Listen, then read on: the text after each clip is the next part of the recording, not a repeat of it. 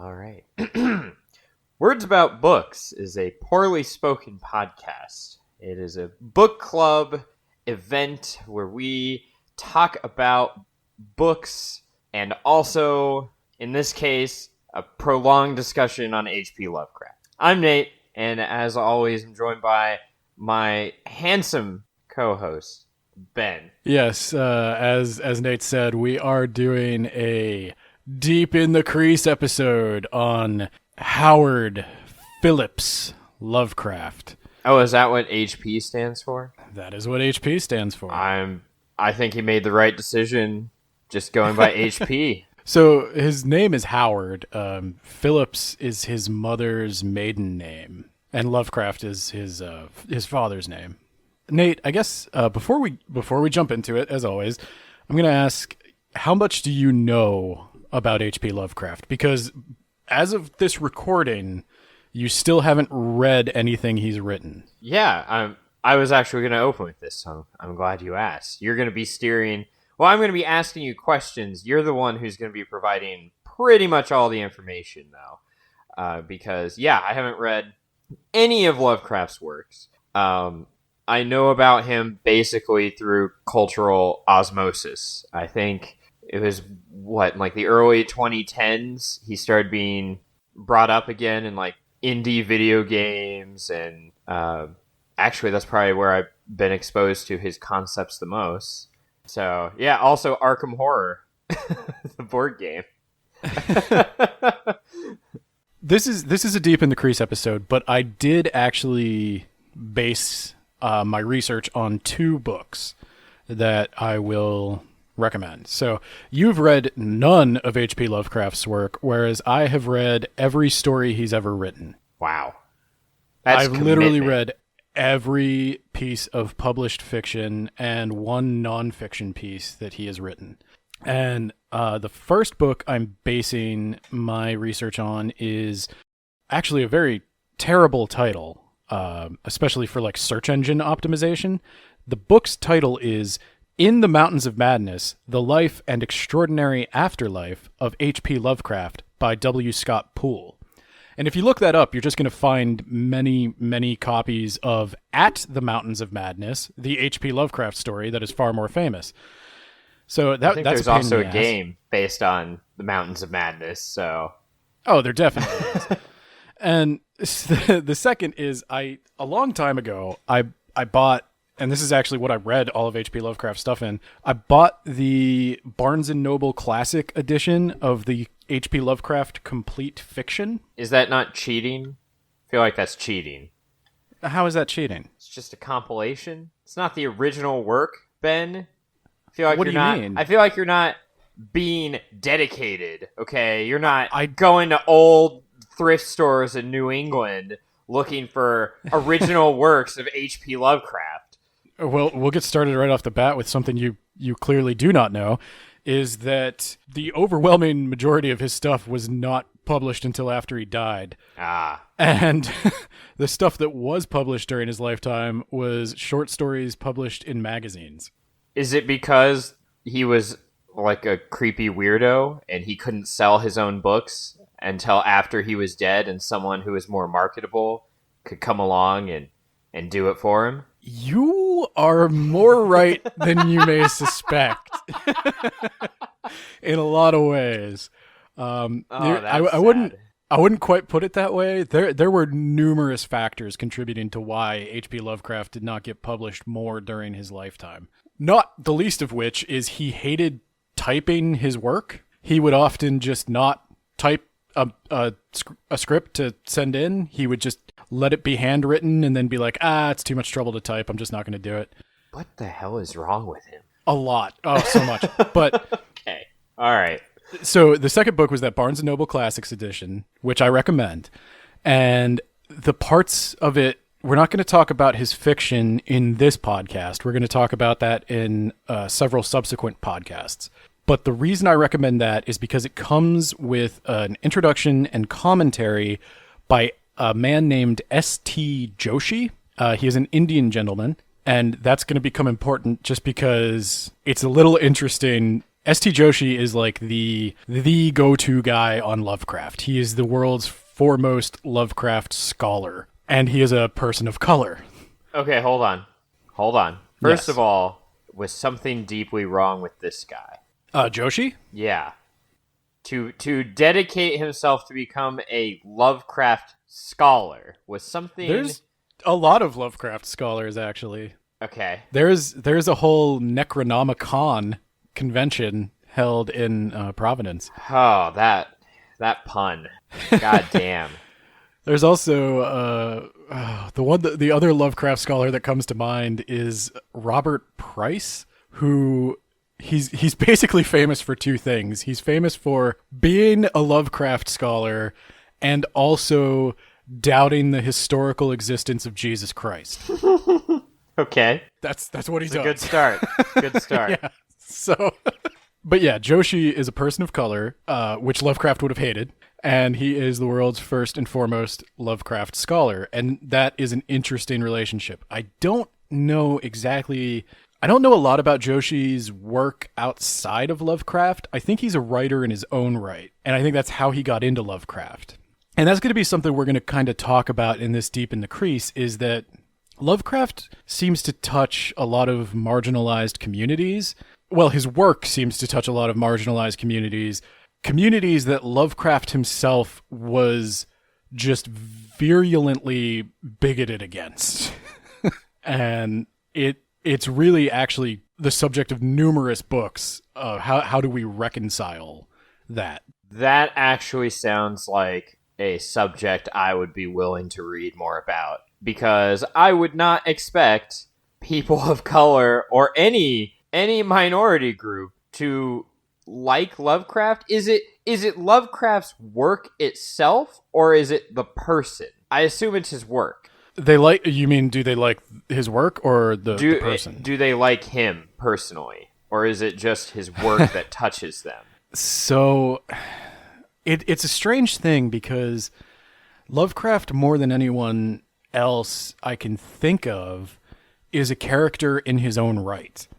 Like, there are numerous stories that feature H.P. Lovecraft as a character, and they seem to want to make him out to be this dark, brooding guy who, like, the common theme with H.P. Lovecraft being portrayed as a character in fiction is that the eldritch beings that he wrote about, he actually somehow made contact with, and that the Necronomicon was real, and that H.P. Lovecraft was this, like, dark wizard. There is a little bit of that in in 14. Really?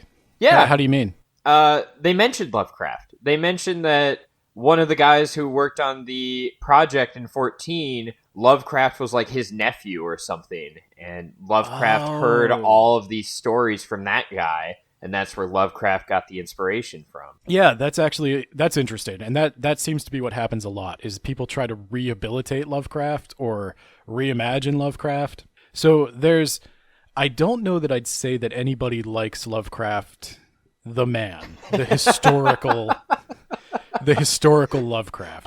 I can't tell you that anyone likes this person. Well, there are definitely people that like him. Joshi seems to like him, or at least respect him, and he had friends, but he doesn't seem the type.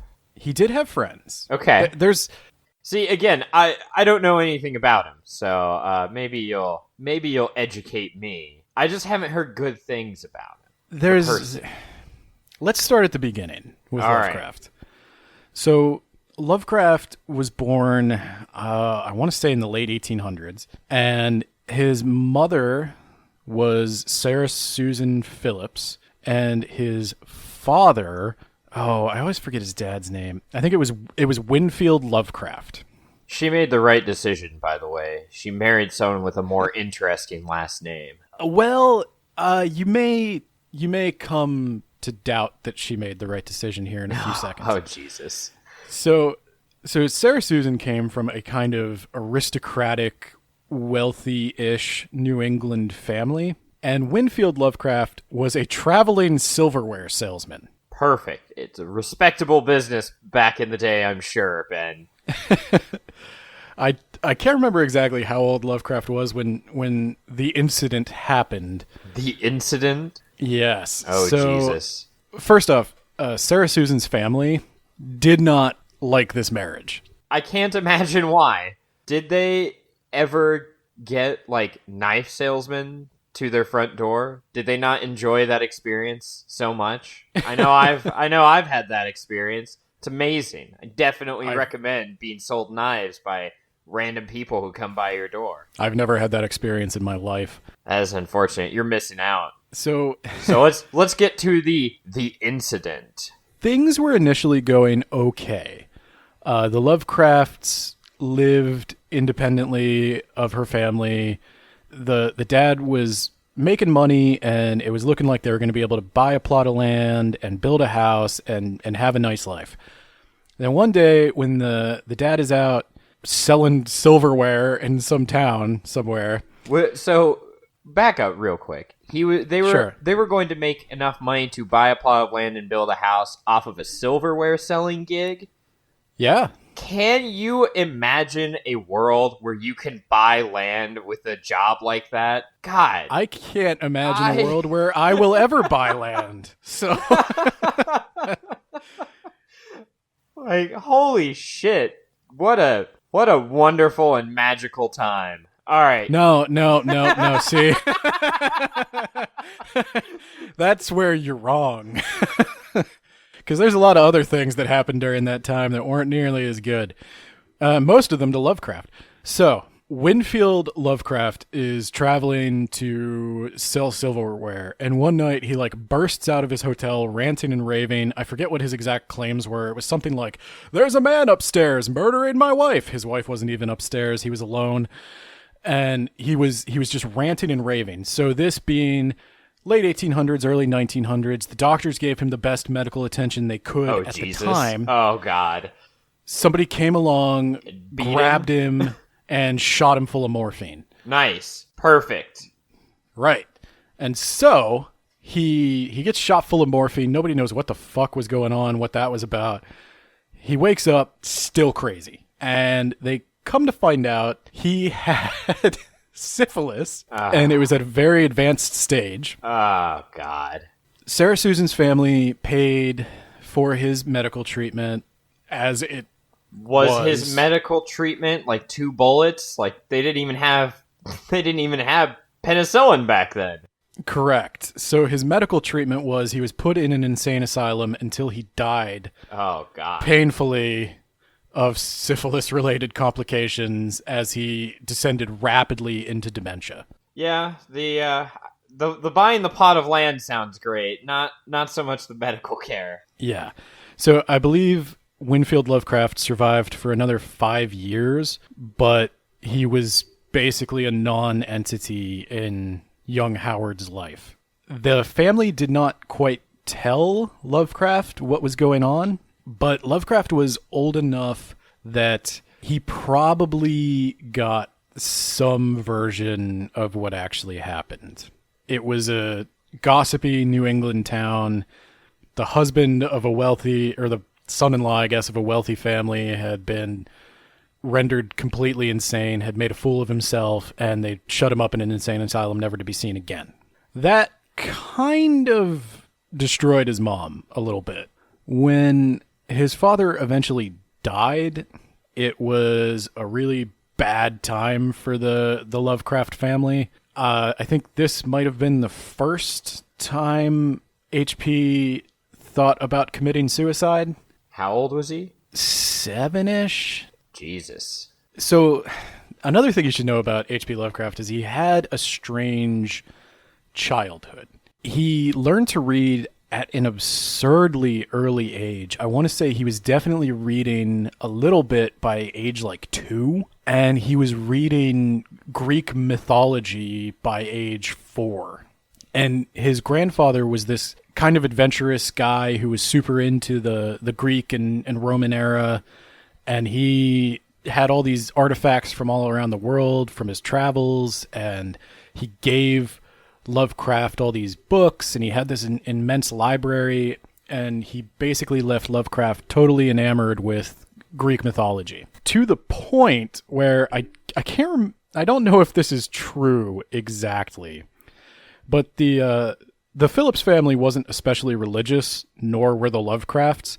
But at some point, Sarah Susan did try to enroll Lovecraft in a Sunday school, and Lovecraft, he didn't last long in Sunday school, because from his enthusiastic embracing of Greek mythology, he became a staunch atheist, and I would dare say a staunch anti-Christian. He viewed the Christian conquest of Europe as like the downfall of the good times. He apparently got into an argument with his Sunday school teacher that the Romans never should have been infected with that Syrian cult. And then they beat him, right? The nuns just whooped his ass, brought out a yardstick and just went to town on him. Well, I don't think this was a Catholic school. There weren't nuns. Oh, there's your problem right there. Yeah, he got kicked out. or left. I don't know, but he didn't make it very long in Sunday school. He did not like Christianity at all. He thought it was bland, boring, stupid, hated it. Loved Greek myth, loved 1001 Arabian Nights. He had a very, and this is going to come up often in Lovecraft's fiction, he has a very made up idea of what Arabia was like. He also got introduced to Grimm's fairy tales and just all this stuff that he was probably a little too young for. Starting at the age of 6, he started having night terrors that probably persisted through his entire life. He claimed in at least one source that it started when his grandfather or his grandmother had died. And around that same time, his grandfather had given him a copy of Paradise Lost to read. And that copy of Paradise Lost had been illustrated by Gustave Doré, who, if you look up any Gustave Doré paintings, they're very macabre. And you could definitely see a young Lovecraft really, really embracing that. But the images of the devils flying around Lucifer with their bat-like wings and everything, it gave Lovecraft this monster that visited him in the night. He claimed to be harassed by what he called night gaunts, which were devil-like, insectoid-faced, amphibian-skinned monsters. And that's another thing you're going to see a lot with Lovecraft, is he likes to add animal parts together to an almost ridiculous point, where it's like he's got the face of an octopus, the wings of a bat, the hooves of a horse, the tail of a zebra. It's just a man made out of other men. Yes.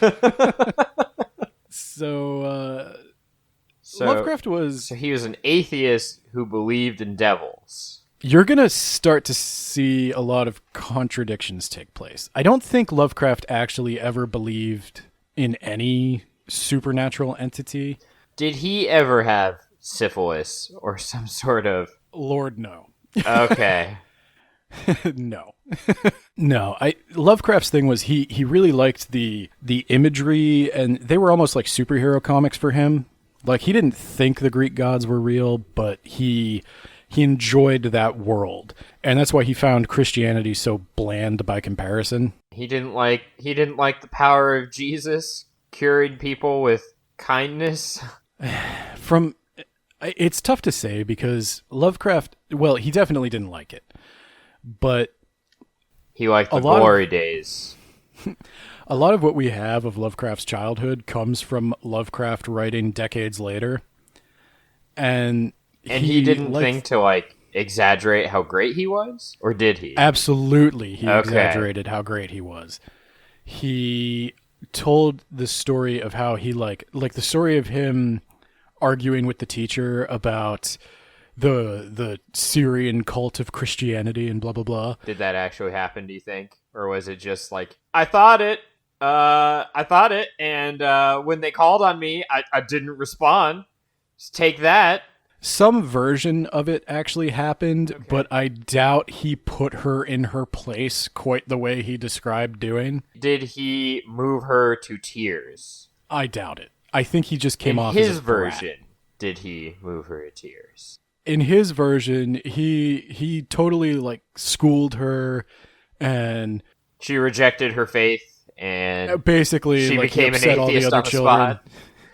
He upset all the other children in the class, and it was this whole big thing. And he was so smart, and So I okay, so hold on. Let me just look at what Lovecraft looks like. Okay, I pictured him as like balding, but okay. I can the way you're telling me the story, I just picture him with a kid's body, but his adult head just kind of on top of on top of his shoulders. Is that accurate? you could look up a picture of him as a child. His There are pictures. Okay, his genre, it says weird fiction. That's what he called it. Yes. Okay. All right. Yeah, he does look remarkably similar to his childhood self. While we're on the subject of his childhood and his education, as it were, he didn't have much of an education. They tried enrolling him in junior high. That lasted maybe a year. He didn't like it. To his credit, I guess, I think he did probably outpace junior high by the time he was enrolled in it. At that time, I think they were mostly covering like books that were just beneath his reading level. I think he did legitimately learn how to read at a very young age, and he was reading very advanced things from a young age. And yet, junior high too much? Junior high, I suspect what was happening. Was it the social aspect? I don't know. This is the interesting thing about Poole's book on Lovecraft is if you read a lot of Lovecraft biographies, there is a lot made of his mother ruining him, that his mother was just this oppressive force in his life that kept him from really breaking out of his shell. I don't know that that's the case, and I think Poole makes a good argument that that might not fully be the case either. There were a couple of things going on in his mom's life. She was overprotective. Like breaking out of his shell as in just socializing with other kids? Socializing with other kids, really like establishing himself on his own. Basically she encouraged his interests. She encouraged his she bought him chemistry sets, she bought him telescopes. He was very into amateur chemistry, amateur astronomy. She encouraged his literature pursuits and all that stuff, but she seemed to like having him around the house. Now, to be fair, did they know how syphilis worked back then? I don't Was she afraid that if he went away, he too would become a crazy person they would have to lock up forever? Oh, well, yeah, they did know. I mean, they knew it was sexually transmitted, yeah. Did she have syphilis? Not that I'm aware of. Okay, so the father was maybe not faithful, or was it? That's the impression we get. Well, actually, I think by the time he married her, he had it for years. Okay. So how did she not get it? I don't know. It's possible she did. Maybe she died before the symptoms really took hold. She didn't go insane or anything like that. But it's surprising there's not a lot of records. So she was, before her death, institutionalized. So that's why I asked if maybe he had syphilis, because if she got it before having him, there's a possibility of transmitting it to him. I don't think he had syphilis. There's really nothing in his background. He died of stomach cancer. Okay. He never went insane. He seemed to have all his faculties until the day he died. I don't know if that always happens with syphilis, but I didn't detect anything in his own personal history that... Well, there are 3 stages of syphilis, so it's possible he never progressed. He was basically spoiled, I would say. I don't get the vibe that his mother was abusive or overbearing, But it's like young Lovecraft comes home and says, I don't like junior high. Well, no shit. No one does. But Sarah Susan says, oh, my poor baby. Well, we will get you right out of that school. And so she takes him out of school. That's the kind of relationship I think they had, is that whatever young Howard wanted, young Howard got. Okay. He did eventually try high school. What a terrible idea. Couldn't even cut it through junior high. What are you doing in high school? Just cut your losses, man. He did all right in high school. He actually made some friends. What? Yeah. He had 2 friends in high school who hung out with him. They formed the Providence Amateur Astronomy Society or something, or the Providence Astronomical Society. Okay. It was just the 3 of them. But Lovecraft had I totally forget what it's called, but it was one of the early ways you could do self-publishing. It was kind of like a jury-rigged printing press. The old Amazon? No. Yeah, okay. Kind of. But it was this gel-based mold you could make I thought he hated printing things, so.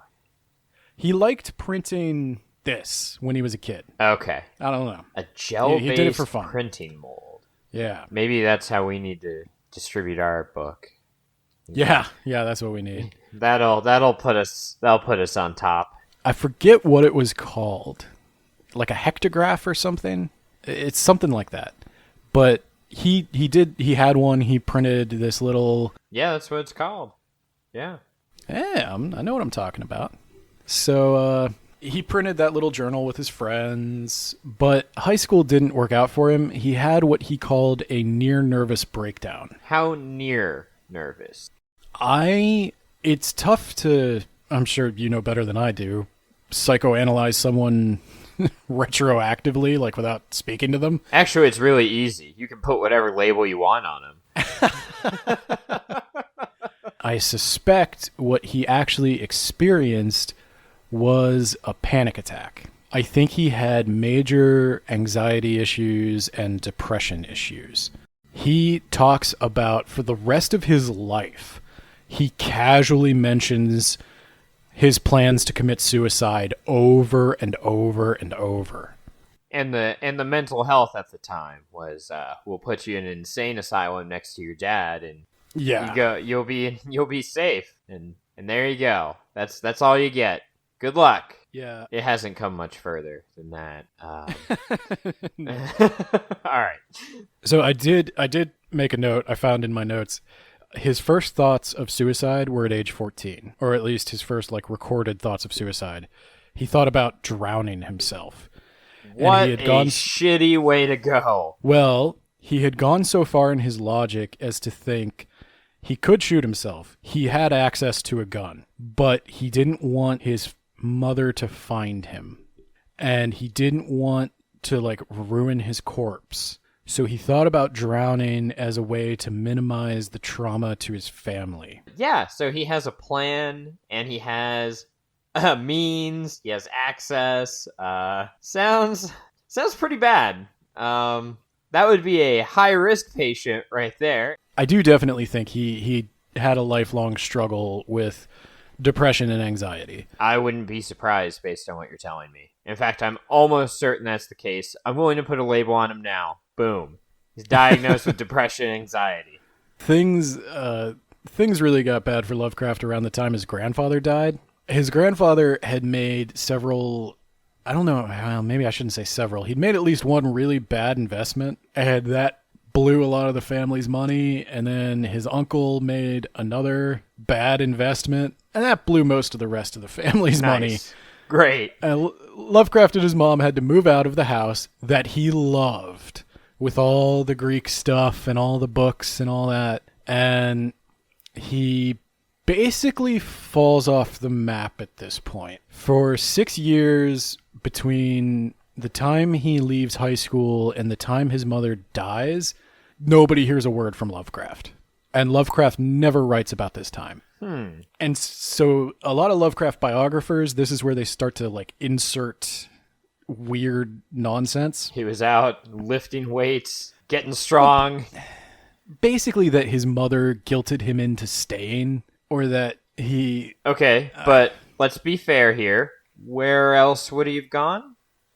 So sounds like he didn't. Sounds like he didn't finish junior high or high school. So would you have been able to go to university back then without doing that? Oh, this is the best. So Lovecraft Lovecraft had pen pals. Back in the 1920s, amateur journalism was kind of its own niche subculture.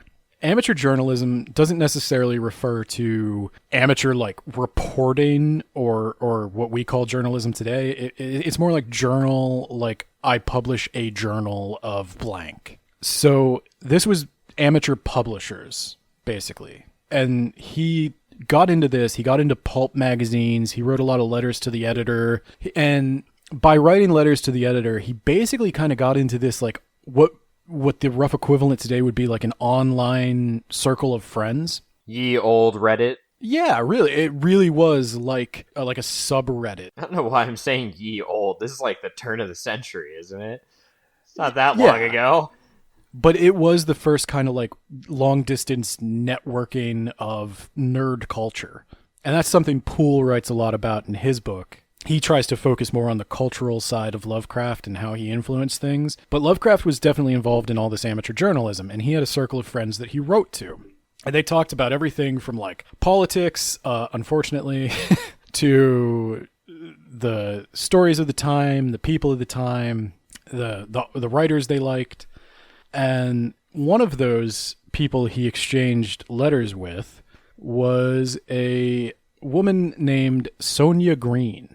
And only roughly 6 months after his mother died, Lovecraft found himself married and living in New York City. So is that why they're trying to say the mother guilted him into staying? As soon as she was out of the way, he was out and married? That is a point that has been brought up, yes. I don't necessarily think that's the case. I think Lovecraft... She did probably mother him a little too much. She did not push him enough to get out and make something of himself. I'm going to go ahead and say, though, that once we haven't really got into some of the really terrible ideas and opinions he had yet, but we're going to get there. Oh, we're going to get there. When we do, well, this is also the time he had that stupid cat. Oh. So his grandfather had died and his cat ran away, which I laughed at. Horrible. Because that was just like, oh, just Lovecraft. The icing on the cake. Yeah. Your grandfather's dead, and also your cat's gone. Fuck to you. be fair, so this is the very famous cat that he named after a racial slur. So this was when he was in high school that he named it after a racial slur? God, okay. Yes. That at least Lovecraft puts it into a little more context, although... I mean, he never grows out of being a... No, he doubles down in a lot of ways. God damn it. All right. So he had a cat named a racial slur. You can look it up if you want. It's disgusting. Lovecraft had probably never met a single non-white person in his life at this point. But he knew Lovecraft hates everyone, okay? He hates everyone who isn't Anglo-Saxon or German for some reason. Like, Lovecraft is one of those people who doesn't like the Irish. He doesn't like Italians, despite being obsessed with Rome. He probably wouldn't like Greeks, despite being obsessed with Greek mythology. He has written letters throughout his lifetime about how the Romans degenerated over time. But this is the complicated thing with Lovecraft is, how do you reconcile liking this guy's work when he's such a disgusting asshole? And this is something I struggle with to this day, and that's half the reason I wanted to do this episode before we talk about him, because you have to know about him. My own interpretation of it is that Lovecraft, people blame Sarah Susan, his mother, for a lot of why he was the way he was. But I'm just going to go ahead and say Lovecraft had, in addition to his anxiety and his depression, he had a massive inferiority complex. That is something I was thinking of when he was saying all that shit about, like, oh, I put that nun in her place. And he wrote to other people saying that the reason he didn't attend Brown University in his hometown is because of his health problems. Uh-huh. I'm okay. Is it also because you didn't finish junior high or high school? Is that? Yeah, it's because he did not mention he dropped out. He didn't say that he didn't drop out. He didn't say that he finished high school, but the way he writes the letter implies that he finished high school and then had a health problem that prevented him from going on to university. And that is not the case. I have some sympathy for him in this regard, in that he did have a mental health disorder for sure. I have really bad anxiety. It's under control now, but it started when I was in college and I had to take 2 years off. Oh shit, was it 2 years? I thought it was only the one. I had to take a year off, and then when I went back, I had been so messed up and just not going to class. I was on academic probation. I couldn't actually they blocked all my financial aid. I couldn't actually afford to go back full time. Oh. So I had to go back part-time, get my grades up, and then I could go back full-time, and I wound up graduating 2 years late because of that. So I get it. I had the benefit of therapy and medication. And Lovecraft... And those did not exist back then. Yeah, those weren't options for him. But you know what I didn't do during that time? I didn't blame everyone else in the world for my problems. I didn't blame, like, the degeneracy of the Roman Empire for why things aren't good anymore. Like, that's where my sympathy runs out for him. Did he blame women? The sexual delinquency of women, which has caused the downfall of our civilization. Did he do that? I don't know that he thought highly of women, but Lovecraft's relationship it was more racial stuff then. Well, here's the thing. I think Lovecraft honestly loved his mother, and it was the women in his life who supported him financially his entire life. Lovecraft never supported himself financially his entire life. He lived off his mother, then his wife, then his aunts. Wow. And throughout his childhood, it was his grandfather encouraged him in a lot of ways, but also his mother bought him science stuff. His aunts encouraged him in astronomy. His grandmother encouraged him in astronomy. His aunts also encouraged his scientific pursuits. Like, he didn't hate women. I don't think he ever hated women.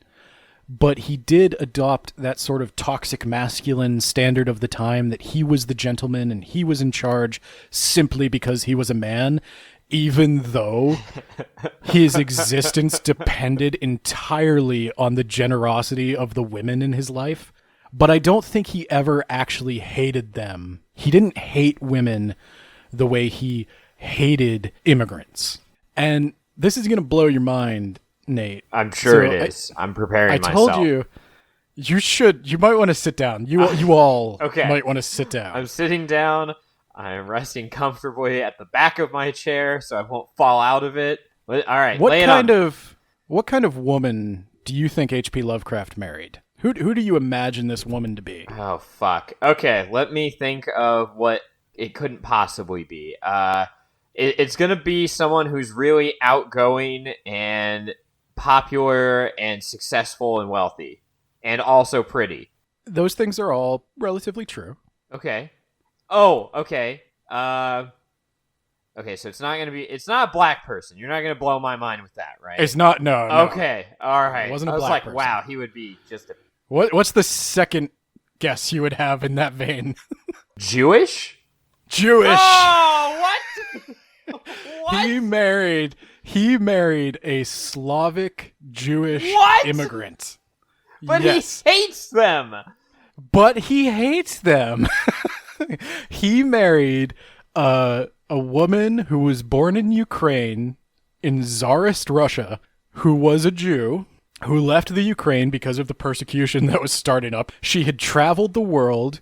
She was a successful businesswoman in New York City. She was, at the time, quite wealthy. Did she have a mental illness? No. Okay. So she had previously been in an abusive relationship. Oh, there it goes. Okay. She had 2 children. And did Lovecraft say that he was a nice guy? Well, hang on. Okay. So, all right, I'll let you go. Her name. I've got her so name many was, questions. Good. That's great. So her name was Sonia Green. She was a writer in her own right, but she was also an entrepreneur. I forget. I think she had like a hat shop or something like that in Brooklyn. And she had a previous marriage. She had a son who died in infancy. She had a daughter who she eventually became estranged from. And after her husband killed himself. I don't know the circumstances. No. She killed him and then made it look like. I kind of wondered that. I kind of, like, every time I hear about an abusive husband, I kind of secretly hope, like, she got him. So she starts writing to Lovecraft, and he started sending her stories. And I really do think they liked each other. Now, did they like each other like they just sent stories back and forth, or I feel like it's easier to court someone like online first, like when you're not seeing each other in person, and you can get all the time you need to throw down your witty one-liners and shit. Is that is that kind of what happened here? Okay. Yeah, a little. Lovecraft compensated for his lack of it. Lovecraft is just a study in posturing over compensation. Like, perfect.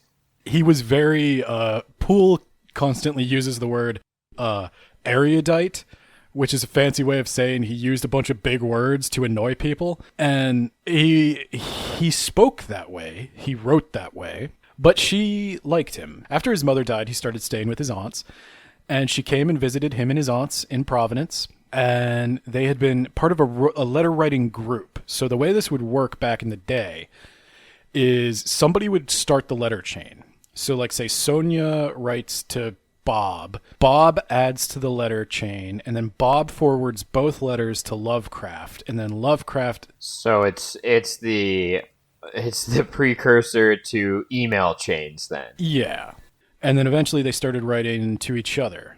And Lovecraft had, like, a lot of backhanded racist remarks about, like, she didn't like one of his stories, and he said something about how the Slavic mind just can't understand the Teutonic writing, and but he also then was like, but I like her. So she came out to hang out with him, and this is where we get into, you asked me if Lovecraft had syphilis, and I said no. I'm fairly certain he did not. Sonia, after Lovecraft had died many years later, she wrote a brief memoir about her marriage to Lovecraft, which, by the way, lasted 2 years. And she basically says that when it comes to physical intimacy, he thought it was gross. He didn't like it. Okay. He didn't ever want to, like, kiss her goodnight. They spent a lot of time apart. Yeah, I was gonna say, how did their relationship last? Did she also not like physical intimacy? No, it got complicated. So he moves to New York. It sounds complicated. Right? You're right. Right. He moves to New York, and he likes it for a while because he married this nice rich lady, and she has a nice townhouse or whatever in Brooklyn. Nice rich lady. Does he ever talk about, like, her ethnicity or her religion? Yes. Oh, Jesus. Yes. He talks about her ethnicity and her religion, but he also seems to forget that she's a Jewish Slavic immigrant, because he'll talk to her about how I hesitate to even repeat the things he said on the podcast lest somebody clip me saying them. Like, he had so many disgusting, racist pejoratives that he would just throw around casually. And he'd say, like, oh, I don't like this group of people, and I don't like this group of people, and I don't like this group of people. I hate these immigrants. And she'd be like, I'm an immigrant, right? And did he say something like, but you're one of the good ones? Essentially. Lovecraft, like most racist people today do, had this strange utopian imagined past The good old days when you had to shit in a hole in the ground. He imagined the 18th century as this time where gentlemen of leisure could do their intellectual pursuits. Did he conveniently skip like a decade in the 1800s? Like, 55 to 65? That didn't happen. This could be apocryphal, but I have no doubt that something like this happened. Lovecraft went to go see a Revolutionary War monument, and it was a monument to the Minutemen, and he made some comment about how they were like traitors. Lovecraft was so conservative, he kind of like cycled back around. Like, conservatives are usually famous for loving their country. Lovecraft cycled back around to thinking it never should have been a country in the first place. He loved the country that spawned this one. He considered himself in 1920 to be a royalist. Well, okay. So I guess I have a question for you then. Yes. A royalist, H.P. Lovecraft, a guy who's 120 years out of time. Did that royalist, did he go defend his imagined home country? Because they were in quite a few wars during this time period. He tried. Did he? He did. Did he go fight Germans or Irish? He went to the Is that recruiter. why he hated them? Hang on. Okay. Hang on. All right. He went to the recruiter as World War I was kicking off. And he wanted to... I was actually shocked. He wanted to join the army to go fight in World War I. I have no idea why. His mother, she pulled some strings and had him declared medically unfit to serve. And so he never got to go fight in World War I. This is her interfering with his right to go get shot to death in World War I. Which is statistically probably what would have happened. This is at the beginning, like 1914, right? Or did? Yup. Oh wow, yeah, he would. I think he had no fucking clue what he was getting into. He thought this was going to be one of the like gentleman wars of his, knights and. Well, a lot of people had that thought until until the howitzer came out. Yeah, and until people started marching in formation at a machine gun encampment and just getting mowed down. Yeah, and then the mustard gas finished the rest of them. War being this great and noble thing. Oh God, that's probably, that's a whole different subject, but it probably is rooted in the small wars that the British Empire committed on natives all over the world. Mm-hmm. We might have talked about it in Agatha Christie, but like when we talked about Captain Colonialism. Oh, Jesus. Yeah. There was this notion, because I got it all the time from reading Sherlock Holmes, of like, how do all these people have all this money for like servants and stuff, but they don't work. They never go to work. They just hang out and do their hobbies. And nobody, like, who pays Holmes? Why? How do they finance this? Like, Watson was a doctor, I guess, and Holmes got paid sometimes. But anyway, that's the part Lovecraft didn't quite compute, is like, where did they get that money? Oh, they stole it. To be fair, he didn't have to compute it if he's just been living off of everyone else. That's basically it. If you don't have to worry about your income, it doesn't matter where the money comes from. After he gets married, right? Things work out for a little while. And then it goes south. Sonia, her business takes a bad turn. She loses the shop. And they have to move out of their nice apartment. And she doesn't really have money to support Lovecraft anymore. And she's kind of like, hey, could you, like, get a job? And did he just look at her in bewilderment and go, a what? What is this strange foreign concept? Yeah, I imagine he did not quite take to that. So he basically would go on to ensure that he was unemployable. What an asshole. God.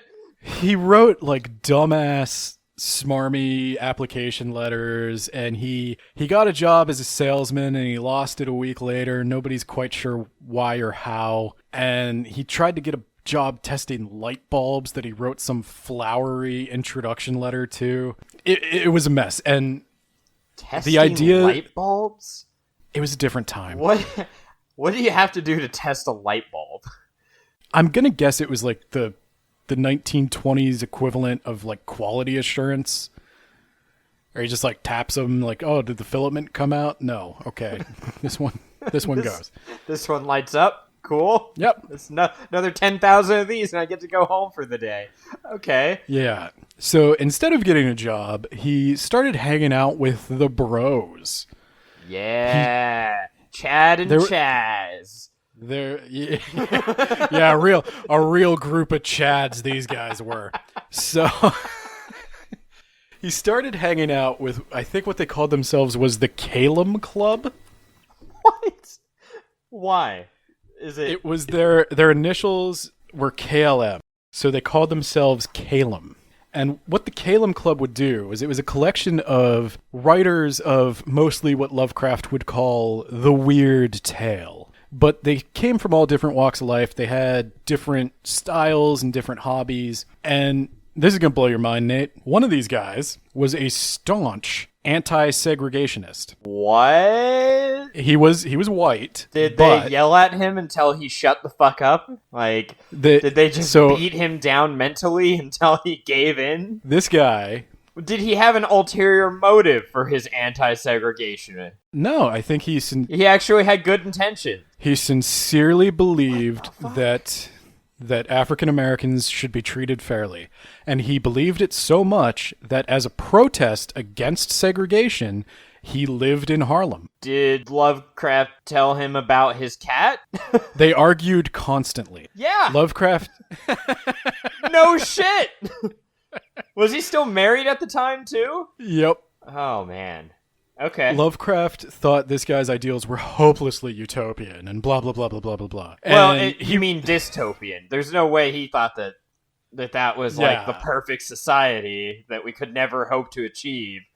Lovecraft said you might as well try to integrate Neanderthals into society. He was such an ass. So these guys would all get together and chat and talk and walk around. And basically this was how Lovecraft like ignored his wife. He just wasn't home. He was always hanging out with these dudes. So she couldn't experience him being a jobless bum. Oh, she experienced it because she came. Okay, I just have to like. She gave this proud, noble gentleman of leisure an allowance. All right. So he's a child. Okay. Did she make him do chores around the house and like pick up his room and I can almost guarantee he most certainly would not. What a jackass. So she gets sick, actually. She starts having stomach issues. Oh, I thought you were just going to say sick of his bullshit, but okay. No, she starts having like ulcers, stress-related ulcers. I'm shocked. I'm flabbergasted. She goes out to Ohio. They recommend she takes like 6 weeks to rest. And so she goes out to Ohio. Shitty ulcer treatment. While she's there, she gets a job. She gets a job traveling around, some sort of sales. And was she like, wow, that was easy to do. Why can't my husband do this? Oh, well, I guess the other thing I forgot to mention when we were talking about how Lovecraft strove to make himself unemployable, he had a few paying gigs here and there. Like, he did do some writing.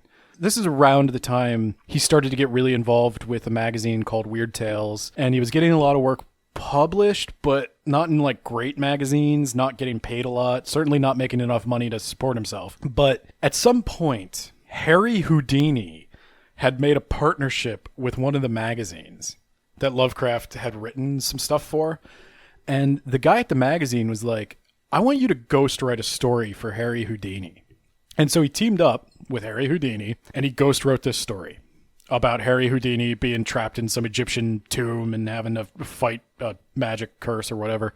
So he made some money. Yeah, he winds up making friends with Harry Houdini. How? Does he just have an amazing first impression and like you start hating him afterwards, or how does this work? I think Lovecraft, honestly, I see the problem for him is the problem for a lot of people who have like really aggressive views, and it's defensive almost. Like they're so scared all the time that they start preemptively lashing out at the world they feel is trying to attack them.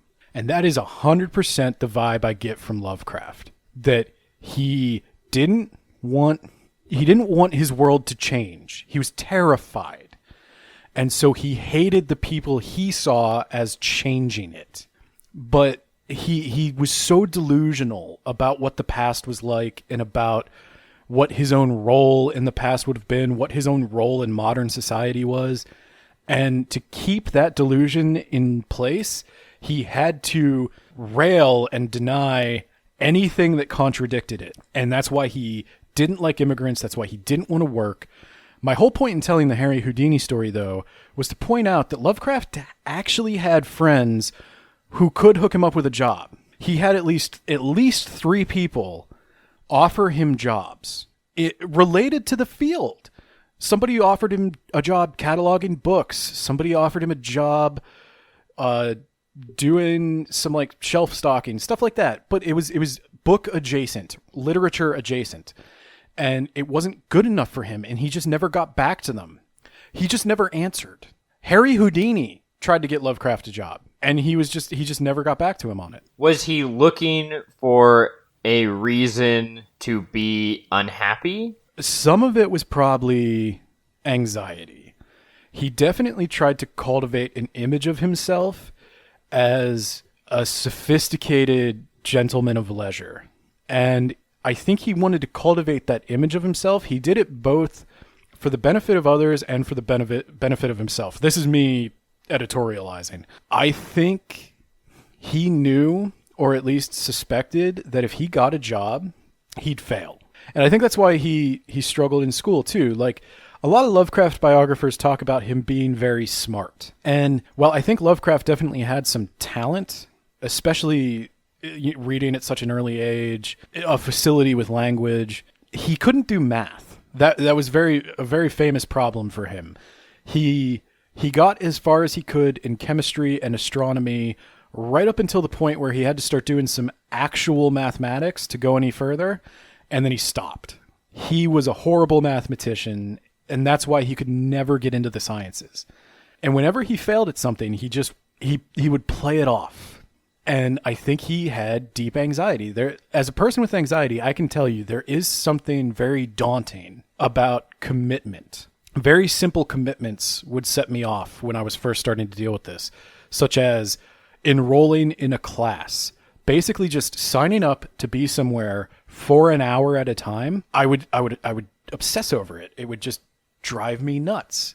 As long as I could do things, as long as I knew I could leave whenever I wanted, and of course I could, like nobody was going to hold me in that desk, but as long as I could do things whenever I wanted, I was okay. But as soon as I started making time commitments, anxiety. And I don't know, like I said, I could be projecting, I shouldn't try to diagnose somebody, but this is the only benefit of the doubt I could possibly give Lovecraft, is that he had a deep-seated anxiety about taking a job that he couldn't talk to anyone about. He couldn't be frank about why he didn't want to do it. So instead, he comes off as a lazy, entitled brat, living off and mooching off people he then, behind their back, says racist things about. He's a really intelligent man. It's just he never applied himself. Well, I'm a really good writer, but I just haven't written any books. He has his moments, and that's something I want to talk more about when we do talk about his fiction. I've read everything Lovecraft ever wrote, and a lot of it sucks. But the gems, there's a reason they exist. There's a reason he's still known. Right, there's a reason. There's a shitload of like games and stuff based on his work. his work reveals, you'll see when we start reading it. And I'll try to point out, we're only going to read a handful of his stories. I'll try to point out at which stage of his life he wrote each story, but his work stands out. And if I had to guess, I would say the reason he manages to cross so many cultural boundaries with his work that he couldn't seem to cross in his own life is that his work is an encapsulated like nihilism. He sort of taps into the same kind of emotional inner workings that Rick and Morty does. Does it also help that was popular around this time? Maybe? Yes. After World War One. His wife was actually the one who introduced him to Nietzsche. And good. I think that's where... When you read Lovecraft's work, basically the gist of every one of his tales is we're all screwed. There are forces in this universe that are just so utterly beyond our comprehension. We are temporary, insignificant things that don't matter, and the things we care about are irrelevant, and there's just something so much greater than us out there, and it doesn't give a shit about us. And though his work is racist, everyone dies in the end. Like that's basically a kind of strange equality he brings to bear. His protagonists are almost always New England gentlemen who despise the degenerates of the world, but they die too. Okay. He bought into this idea very, very early on. There's an old book. It's called the Witch Cult in Europe. And it's this anthropologist wrote something called like the Witch Cult in Europe about ancient pagan fertility cults that survived the Christian conquest of Europe in secret. Okay. It was total bullshit. She basically just made it up. She had no evidence to support her claim that there were practicing secret pagan fertility cults. But Lovecraft read this book, and it was a book he recommended to others as well. And he accepted it wholly as fact. As you do. He believed that there were actually ancient cults. Did he really believe, or did he want to believe? I think he truly believed this. Because like I said, he never sought out any interaction with the type of people he decided to make these sweeping judgments about. Except for his wife and some of his friends. Except for his wife, yes. It's such a strange contradiction in Lovecraft. I actually have, like... Here's a list of contradictions I made for Lovecraft. Hates foreigners, loves Rome. Specifically hates Italians, but loves Rome. Okay. He hates sex. He also is adamantly against censorship. What? Lovecraft would... He sounds like the kind of guy who would go to like a book burning. No, absolutely not. Wow. He hated censorship. Wow. Censorship of any kind he despised. Did he ever have any sort of recorded debate? Oh God, no. I just want to hear him defend these claims because they're so contradictory. Okay, keep going though. Keep going. Don't let me interrupt you. He loves New England. He fetishizes New England. If he ever had sexual feelings for anything in his life, it was New England. He also hates Puritans. Okay. He hates everyone who founded New England. And wishes that He hates the Pilgrims. It were still under Puritans. British rule. He hates... He seems to despise the idea of degenerate witch cults, but he also...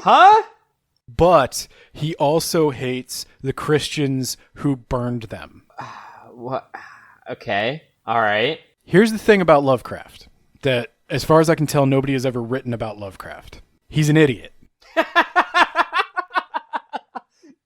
Ben, no, he's a very smart and talented man. Well, I guess I shouldn't say talented sarcastically because it sounds like he probably has some talent. But Ben, no, he's a very smart man. He could have gotten into Brown if he only had the help. All he did was ride his bike around New England, and then sometimes walk around New England. My envisioning of Lovecraft is a man who does not get exercise. Lovecraft, you couldn't be more wrong, actually. Wow, okay. Lovecraft walked and cycled obsessively. When Lovecraft was in New York, he often would not come home before sunrise. He just would walk around the city all night, and he cycled constantly. He was completely obsessed with what he called antiquities. He sought out any old buildings, architecture, monuments, statues, whatever. That's shocking. Was he pale as hell? I probably, because he did only go out at night. Okay, all right. This makes a little more sense. He went out during the day sometimes, and he did take... So one of the stories we're going to read is The Shadow over Innsmouth, and that is based on Lovecraft's own travels. The main protagonist, he winds up in Innsmouth because he's touring around to try to see all the fancy architecture of New England.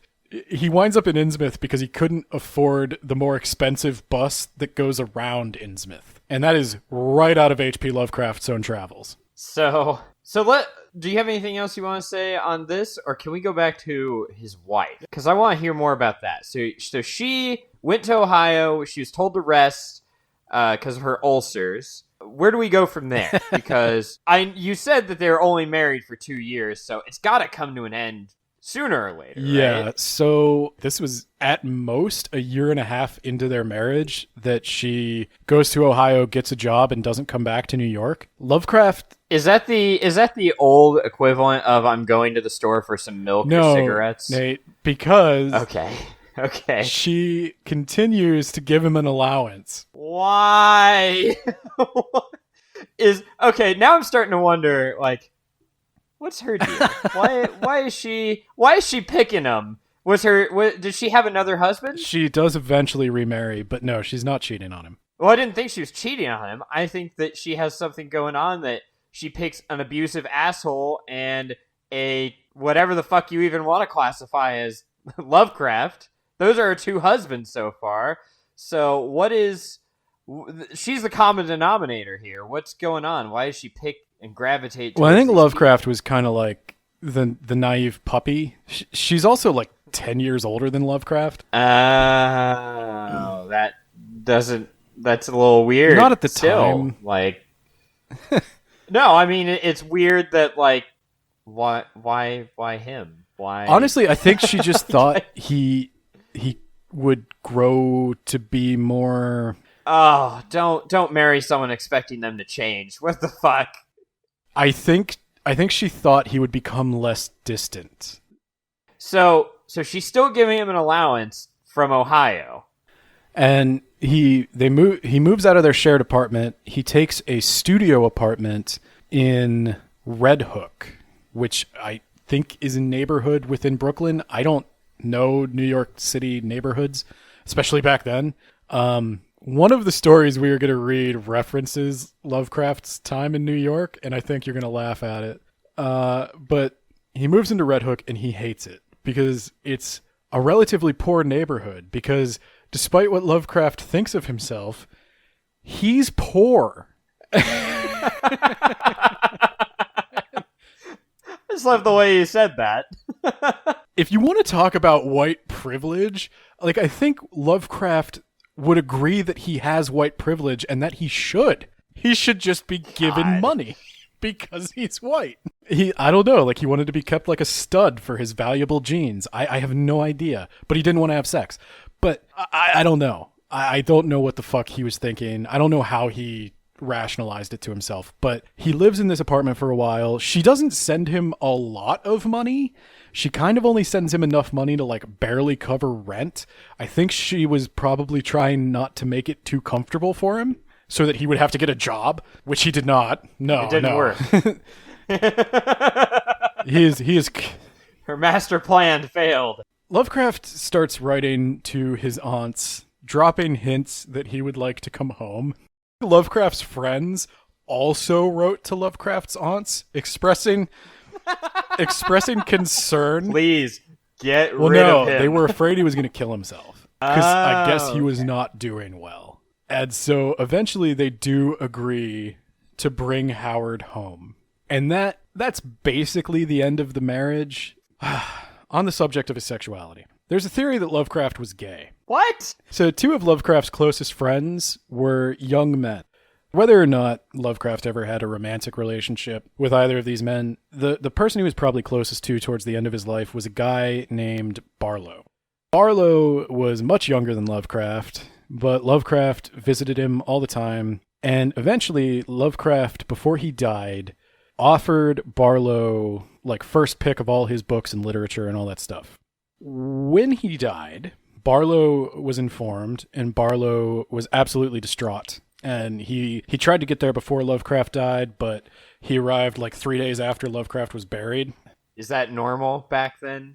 I mean, I guess they don't have cars and planes. They did have cars. He was traveling from Kansas. I guess it would be 1937. Okay, fair enough. I keep thinking we're at the turn of the century, but no, he aged. He was traveling from Kansas to Providence, and it took him a couple days to get there. But there's another guy named Derleth. So Barlow was basically Lovecraft's best friend, but Derleth, when Lovecraft died, he basically was like, people need to know about him. We need to save Lovecraft's reputation. And this is where I mentioned at the beginning that you don't quite know how right you are about his more business-minded friends. Derleth was a prolific writer. He wrote just tons and tons of crap. But he was a great businessman. And he went in with a friend to found Arkham House Publishing. And without anyone's permission, or even considering for a moment that he needed permission, he started printing Lovecraft's stories. And they'd gotten together a bunch of, like, all of Lovecraft's manuscripts and stuff, and Barlow had donated a bunch of things to museums. He had typed up some of Lovecraft's stories for publication. But Derleth decided that he was the official Lovecraft publisher, and he published Lovecraft and marketed it very aggressively. Derleth's publication efforts are probably the reason we know about Lovecraft today. Okay. Derleth is also the one who coined the term Cthulhu mythos, which is what we typically refer to Lovecraft's mythos as. Right. Lovecraft never called it that. Lovecraft probably did not set out to create a mythos. Much of Derleth saying that he did related to Derleth trying to sell more work. So Derleth... So, yeah, I mean, it's not like Lovecraft had a say or could argue, though. He was in the ground. Derleth claimed to have found numerous notes and ideas. Telling him that there were more Dune books. He needed to write I was going to say, we've heard this many times before, and from more than just Dune. Oh, I found these notes that tell me that there's more. No, you can't see them. But he went a step further than Brian Herbert. Derleth claimed to have found the notes, and he published new books written. He co-authored it with H.P. Lovecraft. Giving people the impression that it was a Lovecraft story that Derleth had just like punched up, when in fact it was almost an entire fabrication of Derleth's. He's using that name recognition. There's another problem. Derleth is a Christian, and he brings a lot of good and evil dichotomy into his Cthulhu mythos extended universe, whatever. Right, when everyone is just pointless. Which is exactly the opposite of everything Lovecraft ever wanted. You might be getting the impression at this point that he's kind of a jerk. But a smart businessman. So yeah, a jerk, actually. But I feel like that's an archetype. Derleth reached out and threatened both Barlow and Sonia Green, Lovecraft's ex-wife, that neither of them could print anything Lovecraft-related without his permission, or he would sue them.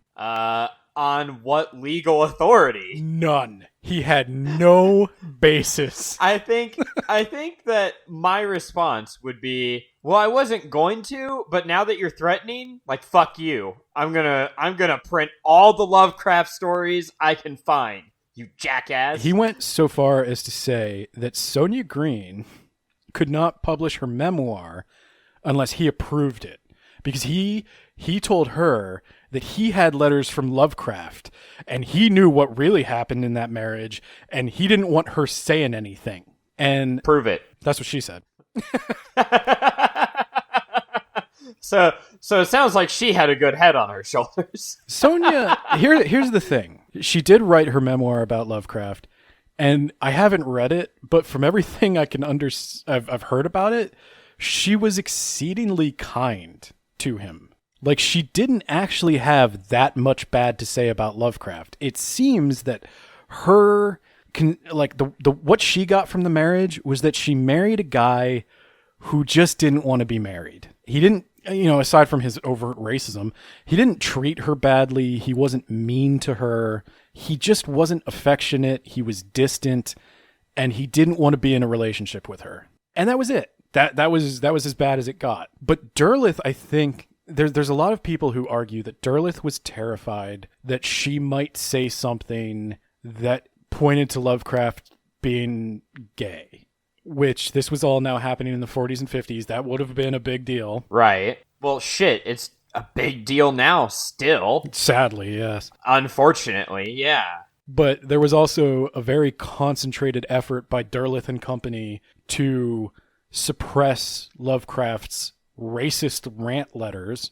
Lovecraft exchanged numerous letters with the guy who wrote Conan the Barbarian, and it was basically just a gush fest of how much they hated minorities. Wow. Yeah. So modern 4chan. It is nice to hear that this isn't a modern thing. Humans have been pretty much the worst since forever. So this was the thing I kept thinking when I was reading Poole's book, is he compares Lovecraft to modern cultural things. Like, he asks the questions like, would Lovecraft have liked Dungeons and Dragons? Who the fuck cares? I want to know how much Lovecraft would have liked 4chan. First of all, he would have thrived on 4chan.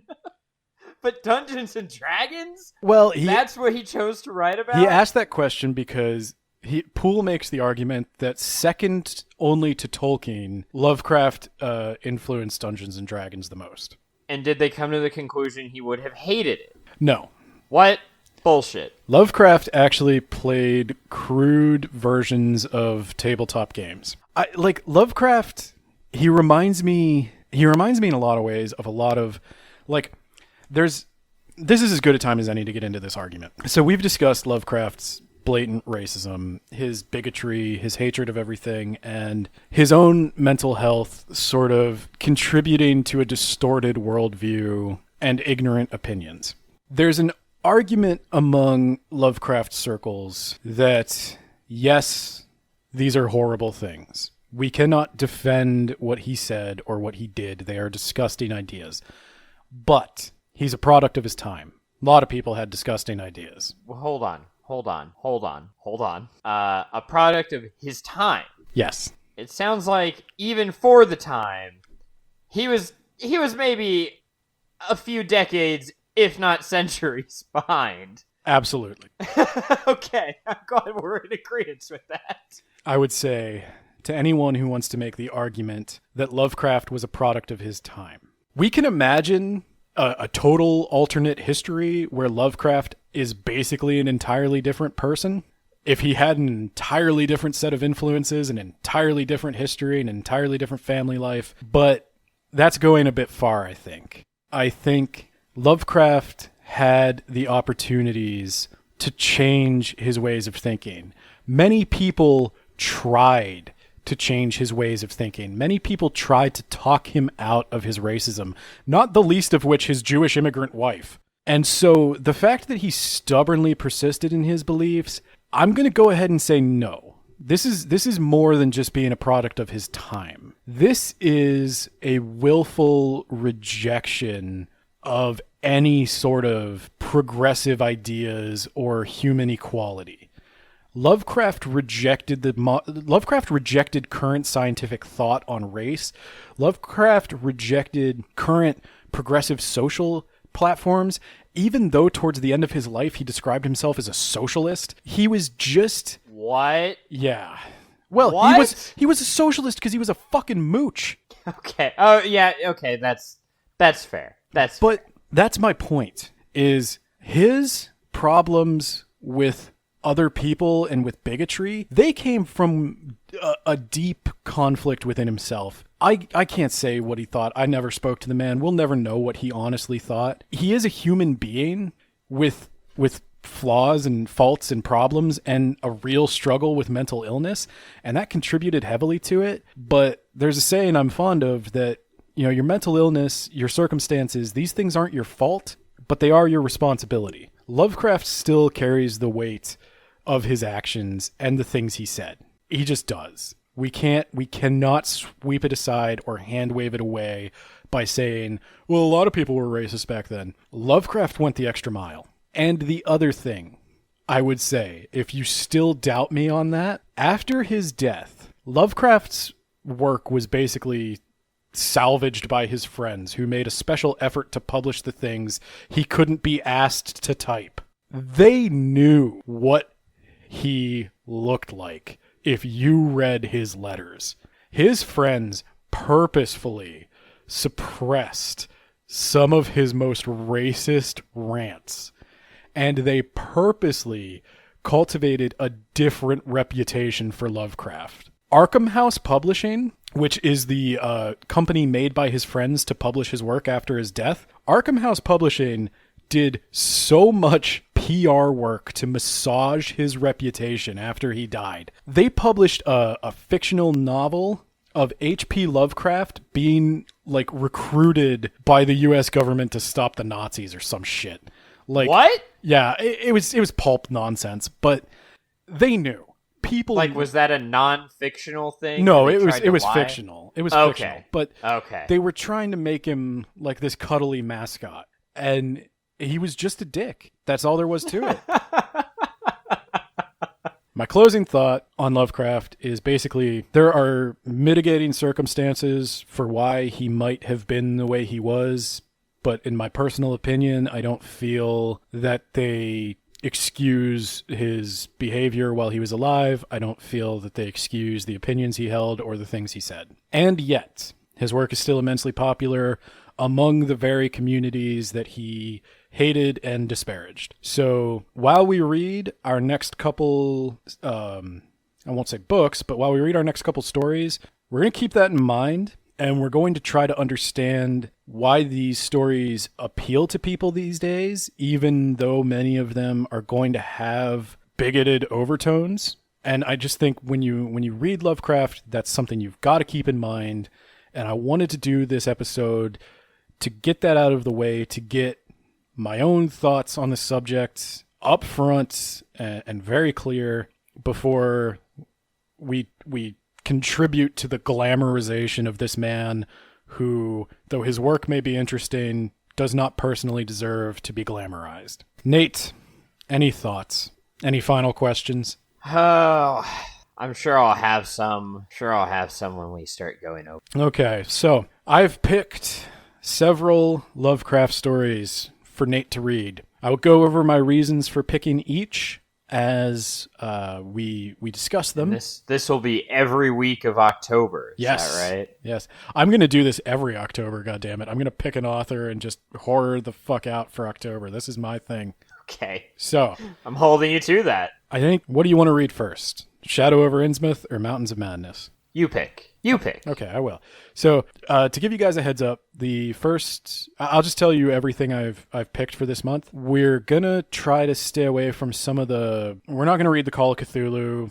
Everybody reads the Call of Cthulhu. We're going to read The Shadow over Innsmouth, At the Mountains of Madness, Pickman's Model, and Cool Air. Now, Pickman's Model and Cool Air are both short stories. I think they're definitely under 30 pages. We're going to cover those both in the same episode.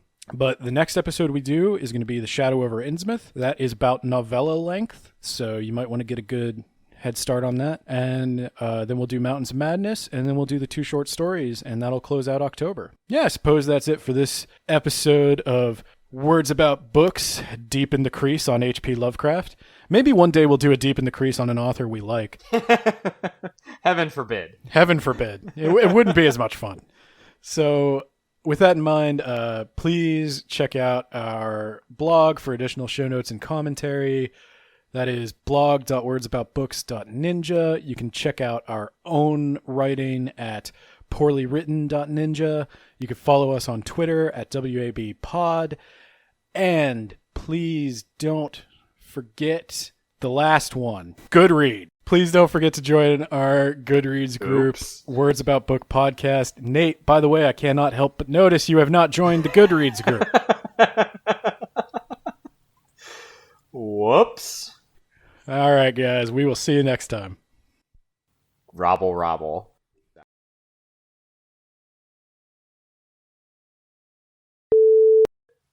What's the second guess you would have in that vein? Is she like Irish? No, worse. Worse. No, worse. Well, worse to worse to Lovecraft. So, well, here's the thing. Jesus. Nate, you got to keep in mind is this was not the best time to be a woman. Most of history. You don't say. Yeah, I'm pretty sure. No, we have an amazing democratic system that only elects the brightest and the most capable. Ben. It only elects the brightest and the most capable.